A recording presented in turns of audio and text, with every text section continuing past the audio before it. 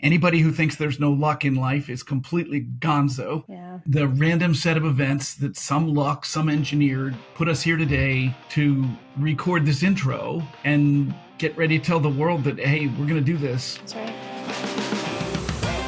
Welcome to How Did We Get Here, the podcast where each week our two talking heads, being myself, Jess Bost, And Mark Newfield, bring on guests to learn more about their past 5 jobs before landing where they are today. Because, as you know, life is super simple, straightforward, and never makes people ask, wait, you did what? Join us for an honest convo on career exploration, overcoming setbacks, considering when to pivot, and offering encouragement on how to find value in your career and life choices. And with that, let's ask the question. Holy crap, how did I get here? Together.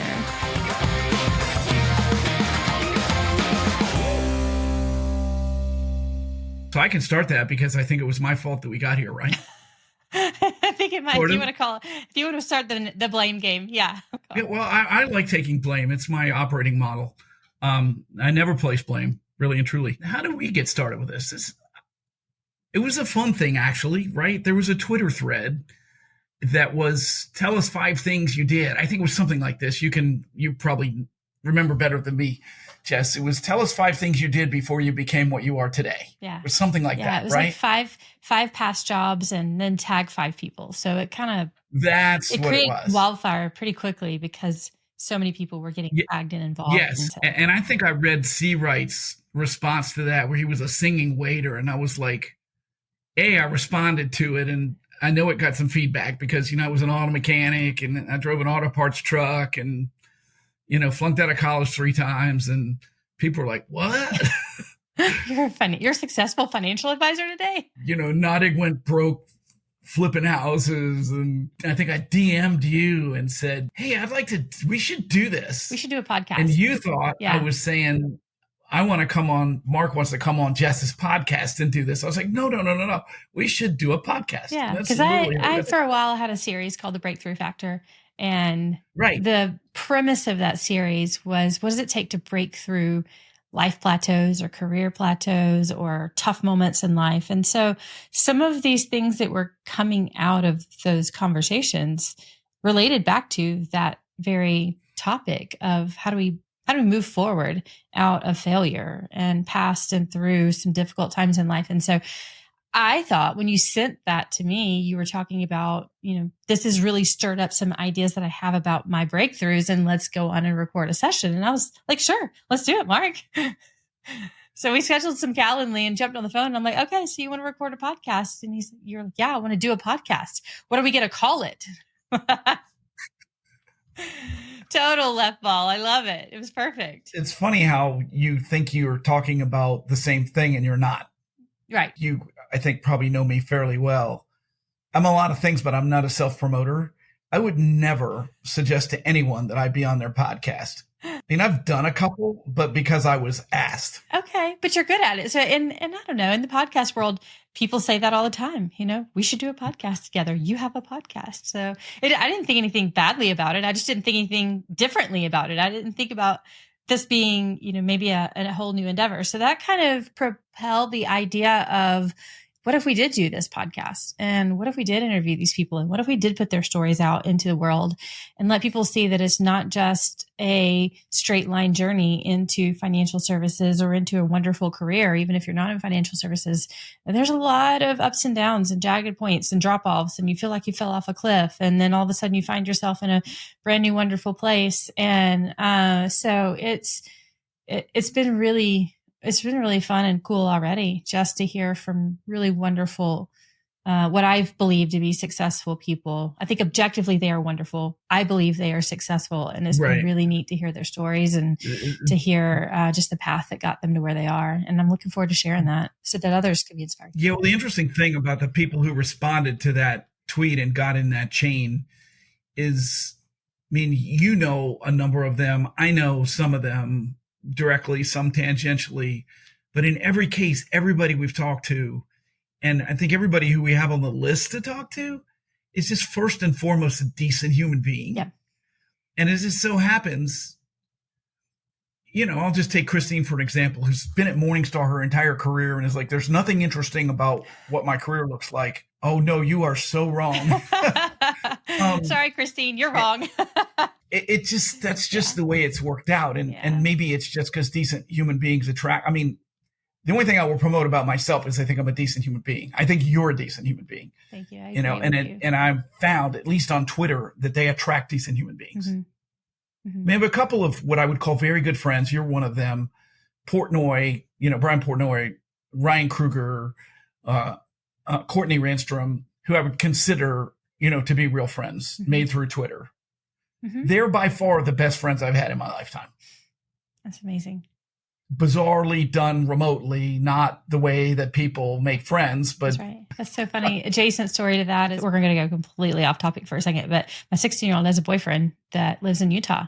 And so I hesitate spilling this information in public. Her and my husband had just gone to visit him out in Utah. And, everybody's like, well, what's she doing in Utah? And it's like, she's visiting her boyfriend, she met him online, and right. How hypocritical would it have been for me to be like, well, sorry, you can't have a boyfriend that you met online because everybody online is untrustworthy. And then also at the same time, to your point, some of the best friends that I have in my life, and many of the points of my career that have propelled me forward have been because of people that I've met through Twitter and online. So, she called her shot there. She got it. She called her shot with me.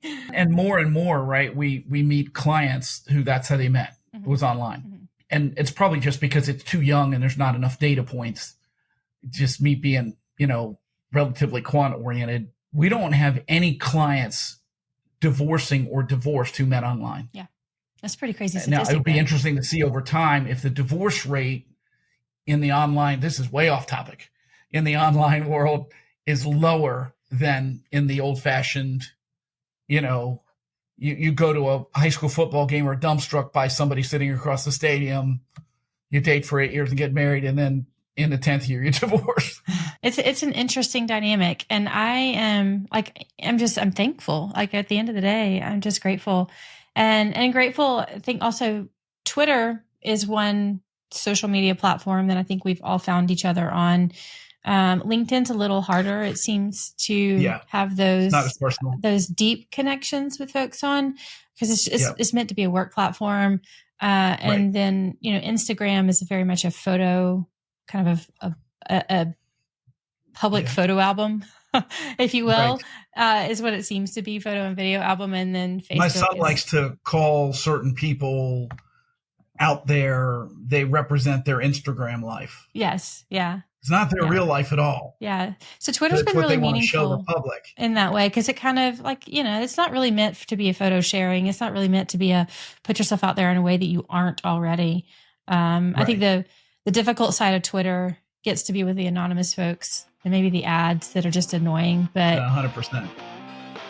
For all you Warren Zevon fans, I'm not much of an excitable boy, but I can get excited about our sponsor, Journey Strategic Wealth. Journey is a fiduciary firm committed to the highest standards of ethical care. It has a small firm feel with big firm resources. No 800 numbers, no chatbots, and at the same time, all the tools and planning sophistication that you would expect from the largest firms. Journey values EQ as much as IQ. The advisors are technically proficient and able to deeply connect, understand, and empathize with clients of all shapes, sizes, and backgrounds.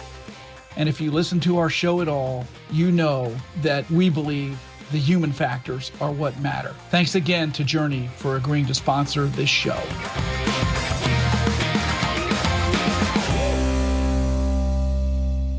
There should be no anonymous people out there, period. If you don't have enough guts to use your real name, I'm not even paying any attention to you. Yeah. Yeah. So that kind of spurred out of that Twitter thread. We met, we talked about it. We reached out to a few people, you did, who said, absolutely, yes, would love to be a part of it. And we have a much longer list of people who have expressed interest. That are interested and willing. And after we got a few under our belt, a few conversations, we were like, we really need to make sure this gets out in the world in a a well-organized way so that it can reach as many folks as possible and become something that really encourages people in their career paths. But then we also wanted to build in our experience as financial planners. So there's a piece of the show that we'll be recording post interview as we mix it all together. And Pod Pony, we brought them on board. Why don't you talk about Pod Pony and Shift and kind of how we came about that? So another interesting thing, I think you had some connection to Broderick beforehand, but Broderick made an offer at the Shift conference this past spring, I guess, to do recording sessions for people who are interested in doing podcasts. And so we did 2 sessions there and then talked to Broderick some and was like, yeah, this would make some sense. We believe you could help us put together a really cool show. And then as we got to knowing Broderick a little bit better, we find out he's producing some other shows that we like a lot. And so shout out Ashley Kwame. Hey, she's dropping hers this week. By the time this airs, it'll have been about a month ago. But some really great people. And David Royney, I think is how you pronounce it, but I call him Phi Surgery because that's how I know him. That's who he is on Twitter. That's right. And I'll take a quick sidebar here to say anybody who thinks there's no luck in life is completely gonzo. Yeah. The random set of events that some luck, some engineered put us here today to record this intro and get ready to tell the world that, hey, we're going to do this. That's right. And whether you like it or not, because I'm old and this is the way parents used to be, you're going to like this food I serve because I say so. And you better eat what's on your plate because there are starving children in Africa. But anyway, we're excited to put this out here and see. I mean, and everybody who's heard about it has said, hey, that's interesting. I'd love to hear it. Yeah. Yeah, I think there's 2 directions you can go with podcasts. You can just press record and just let the conversation flow. I love that we get to do that in the original interview with the guest, but then also we're bringing a little bit of a stylized story to it. So there are lessons you can take from everyone's career, right? Yeah. And some of them are financial, some of them are just behavioral and emotional. And how do you get through this situation? If that inspires one person to go become somebody they thought they could be, but they're not sure they could, yep. It is worth every ounce of effort we put into this. That's right. Yeah. So we'll tell a little bit of a narrative, clip in and out of the story, or of the guest interview. And then at the end, one thing that we really felt passionate about was giving away some thoughtful, maybe dialogue about a financial planning topic related to their story. So already, we've talked with folks who are on sabbaticals. We've talked with folks who have really expressed their deep work with folks in their 20s and 30s and just the different financial planning narrative and conversations that exist there versus in retirement. And so we're going to come in on the back end of telling the story with our guest and break down a financial planning topic as well, which I'm really excited to do because it's just a little bit of a giveaway from us on the end that if you're listening, we want to leave you with some things to think about and consider and maybe even a reason to pass it along to someone that who's in that stage of life and could use a little guidance. So nothing that we believe compliance is going to be concerned about, but just a few things that top of mind for us that we see based on the work that we've done with folks. And my guess is unintentionally, just as a result of the conversation, we will end up touching on a number of kind of the hot topics. That's right. In financial planning from, why would you ever buy an expensive new car to, the whole mortgage versus the rent versus own conversation to stock options to, cash flow management when you're young versus when you're old, to all those things that we have those conversations all day, every day. And from a certain perspective, I'm like, okay, I've had this conversation 100 times. That doesn't make it uninteresting. It just means I've had the conversation 100 times. Yep. And everybody's take is different. Yep. Literally everybody. Yep. And I think the common theme from the show itself and how did we get here, the story that our guest is sharing with us and how they got to the point of life that they got to. I think everybody, when it comes to financial planning and financially related topics, gets to a moment in life where they're like, how did we get here? How did I get here? What do I do next? And is it going to be okay? And so I hope to alleviate maybe some of those big question marks for folks as we talk. Yeah. And some of them are actually, I personally find them fascinating. Maybe it's my point in life, but Christine Benz published something yesterday around, I'm not retiring yet, but I am kind of sort of doing certain things. Yeah. And I'm in a very similar stage of life, right? And I was like, it's interesting. I mean, it's, in this case, we have N equals 2, me and Christine. but I mean, what she's postulating as, probably valid research, I'm doing some very similar things. Yeah. And I know her because we've had this conversation. We come from completely different walks of life, completely different path to get where we are, yet we're doing the same things now. Yeah. And it's just, there's some, I would never call anything a universal truth because I think everybody's truth is a little bit different. But there are some things that if you did them, you wouldn't be wrong. It might not be exactly right, but it wouldn't be wrong. Be wrong. Yeah. If that helps a couple of people, I'm all for it. We got here. How did we get? We are here. Now we have to go there. We'll figure out how we got here as we keep getting here, as we keep going. I like that. But yeah, we're really excited to be here. Thanks to everybody who's joining us, listening in. We hope you join us and continue to join us as we go places with our guests and share their stories of how they got to where they are. If you'd like to be a guest on the show, we'd love to chat with you about that as well. So if you have a big story and a lot of past lives and careers, please reach out to us. But thank you for listening, and we'll see you on the other side. A big thanks to our amazing guests who agreed to join us on a journey through their career stories on how did we get here. If you've enjoyed the laughs, surprises, and unexpected turns, be sure to hit subscribe for more intriguing tales. Your support means the world to us. Until the next episode, keep asking, keep exploring, and keep wondering, how did we get here? This podcast is not intended as and may not be considered to be investment advice and does not constitute a recommendation of any investment strategy or product for a particular investor. The information presented on this program is believed to be factual and up to date, but we do not guarantee its accuracy, and it should not be regarded as a complete analysis of the subjects discussed. Discussions should not be construed as an offer to buy or sell or a solicitation of an offer to buy or sell the investments mentioned. Investors should consult a financial professional before making any investment decisions. The opinions are those of the host and interviewees at the time of the podcast recording and are subject to change. These comments should not be construed as recommendations, but as an illustration of broader themes. Forward-looking statements are not guarantees of future results. They involve risks, uncertainties, and assumptions. There can be no assurance that actual results will not differ materially from expectations. Investments involve varying degrees of risks, and there can be no assurance that any specific investment or strategy will be suitable or profitable for our client's portfolio. All investment strategies can result in profit or loss.